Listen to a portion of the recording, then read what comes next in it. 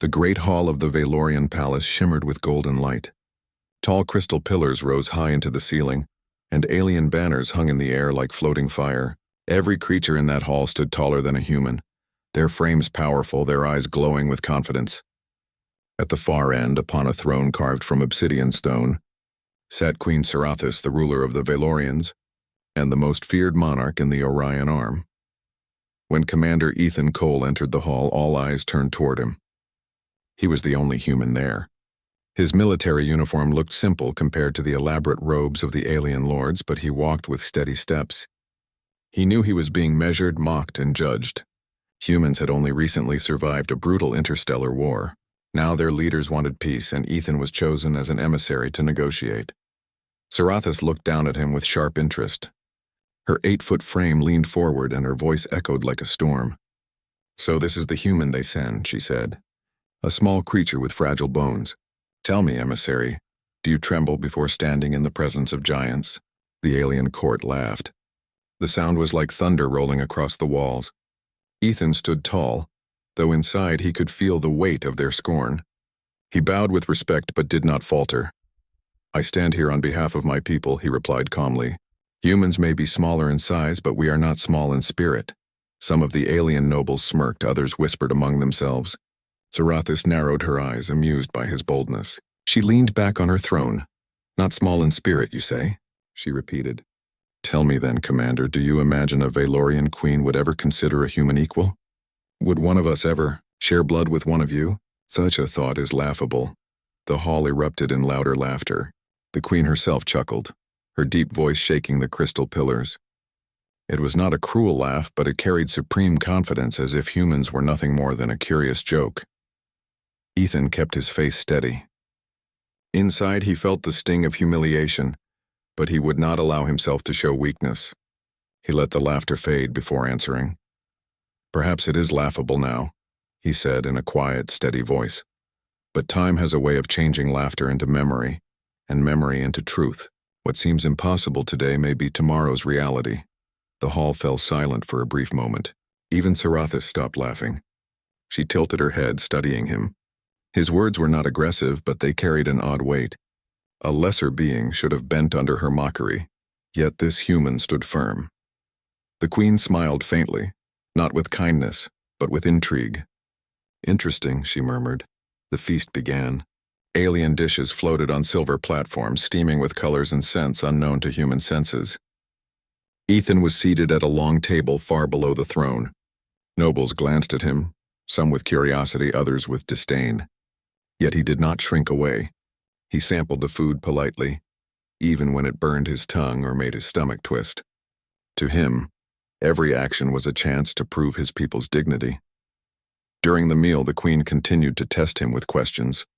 She asked about human endurance, about their wars, about their weakness in battle. Each time, Ethan answered carefully, never boasting, never begging, but showing both humility and hidden strength. Finally, one of the Valorian lords sneered. "Humans are fragile. They break easily. How can such creatures survive in a galaxy like ours?" Ethan placed his glass down gently. He looked at the noble, then at the queen, and said, "We survive because we stand for one another. When one falls, another rises. We fight not only with weapons, but with hope. That is why we are still here today, speaking to you instead of lying in the dust of history." For the first time, murmurs of respect ran through the court. Seraphis's golden eyes narrowed again, and her laughter did not return. She leaned her chin on her hand, watching him as if he were a puzzle. The night grew late. Music played, and the Valorian dancers moved like living flames. Ethan remained calm, never showing fear, even when nobles tried to intimidate him with their towering shadows. The queen watched it all, her mind working silently. When the feast ended, Serathis rose to leave. Before stepping away, she looked once more at Ethan. "You are a curious human," she said. "You do not cower. You do not boast. Perhaps you are different than the others." Ethan bowed respectfully. "Perhaps we are all different if one chooses to see." The queen turned, her cloak sweeping across the marble floor, and left the hall. That night, as Ethan rested in his guest chamber, he thought of the laughter he had endured. He had been mocked, humiliated, and tested, yet somehow he felt that something had shifted in the queen's eyes. She had laughed at him, yes, but in that laughter he had seen something else. Not just scorn, but curiosity. And curiosity was the first step to change. The next morning, the Valorian palace stirred with new tension. Whispers traveled down the crystal corridors. Some nobles were annoyed that the queen had shown even a little interest in the human emissary. Others were curious, while a few began to think this small creature from Earth might not be as weak as they first believed. Commander Ethan Cole rose early. He walked to the balcony of his guest chamber and looked at the strange alien sky. 2 suns painted the horizon, one gold and one pale blue. He took a deep breath, steadying himself. He knew his mission was not only about words, it was about survival. If he lost the Queen's respect, humanity might lose its fragile chance at peace. Later that day, the Queen summoned him.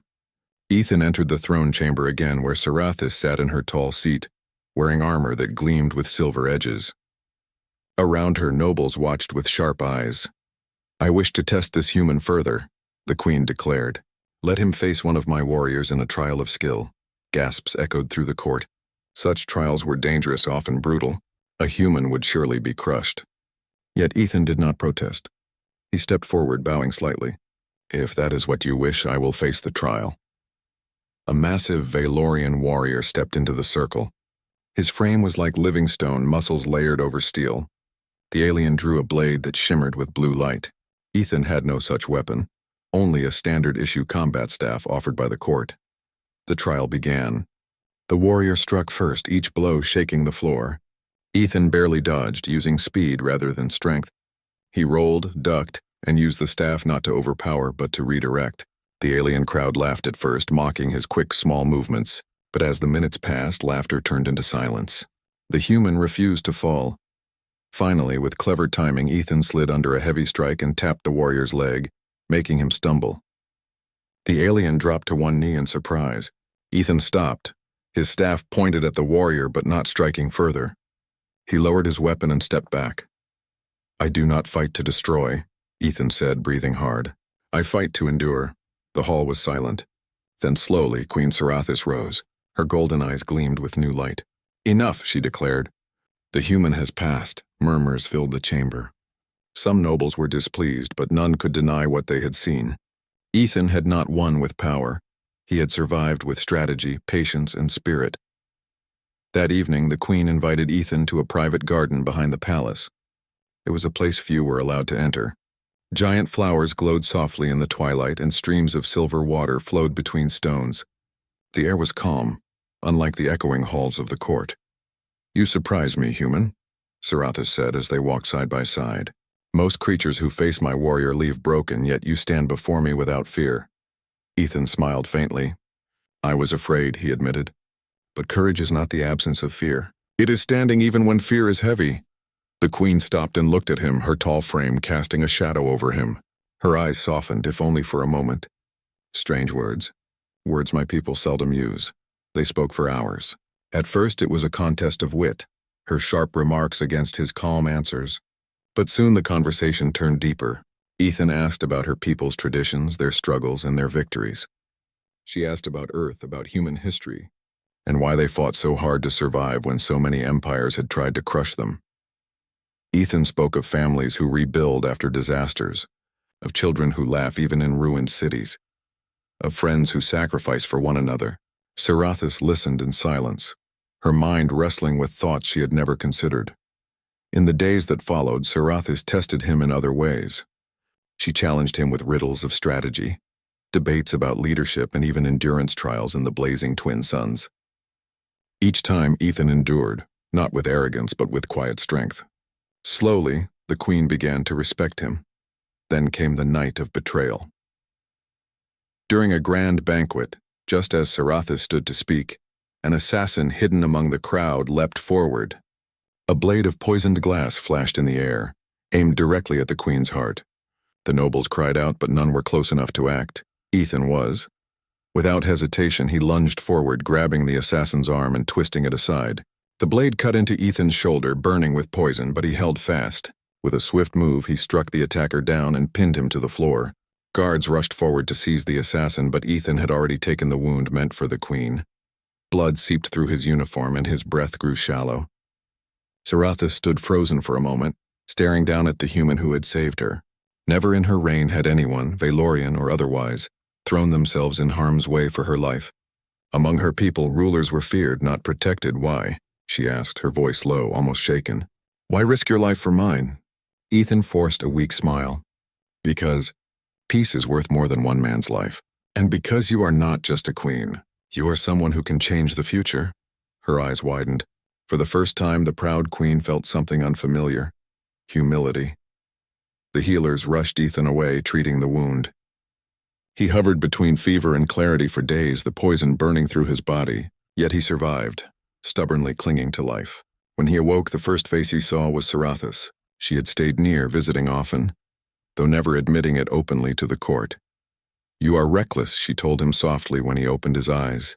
But you are also unlike any being I have known.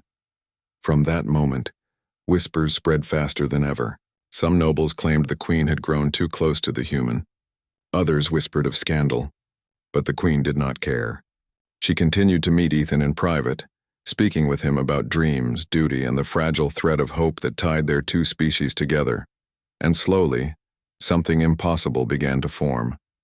Not laughter, not mockery, but respect, genuine respect, the kind that could change the path of empires. The palace of the Valorian stood taller than mountains, but within its walls storms of rumor spread faster than light. For weeks, whispers filled the halls. Servants gossiped, guards exchanged nervous glances, and nobles muttered in shadowed chambers. The human emissary had saved the queen's life. The queen herself, once mocking, now seemed changed. Commander Ethan Cole recovered slowly. Though the poison had nearly ended him, his body held on with stubborn resolve. Every day he walked further, his strength returning. And every day Queen Sarathis found reasons to speak with him. Sometimes they argued, sometimes they debated, but more often they simply talked. What shocked the nobles most was not what was said, but how. The queen, who once mocked humans as fragile, now listened to him with sharp attention. She laughed, not in scorn, but in amusement. She walked with him through her gardens, her voice no longer thundering down, but meeting his words like equals. To her people, it was unthinkable. To Sarathis, it was inevitable. Something had shifted inside her, and she could not deny it. The gathering storm one evening, as twin moons cast silver across the palace, Sarathis called for a secret council. Only her closest advisors were present. Ethan was brought as well, though many glared at him with cold eyes. The queen rose from her seat, her tall frame wrapped in deep crimson robes. Her voice echoed across the chamber, steady and unyielding. I bring news that will shake this empire, she said. I carry new life within me. The chamber exploded with noise. Nobles shouted, some in outrage, others in disbelief. Her advisors demanded explanations. Sarathis raised a hand and silence fell like a blade. This child, she continued, is not fully Valorian. Its blood is half human. The words thundered across the chamber like a meteor strike. Cries rose. Impossible. Blasphemy. Deception. One noble accused the human of sorcery. Another declared it an insult to their lineage. But Sarathis stood tall, her eyes burning with unshaken resolve.